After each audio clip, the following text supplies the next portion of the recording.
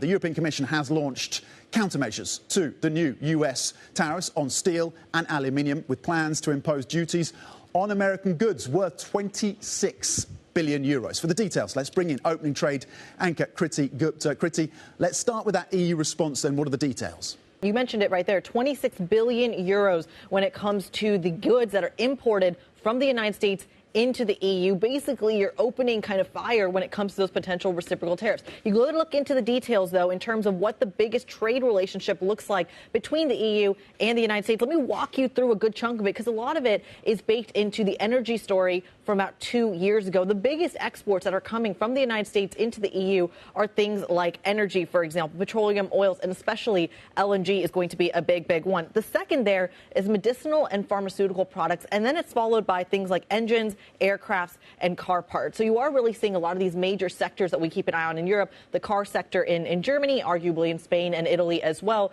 Then things like pharmaceuticals going into especially the medicinal kind of industry here in the UK is a big one. I know this is for the EU, but that's one to keep in mind in terms of the ripple effects there. And then, of course, the oil story, the energy story, the LNG story coming from the United States into Europe, really replacing a lot of those flows from Russia. That's where a lot of that trade is baked into.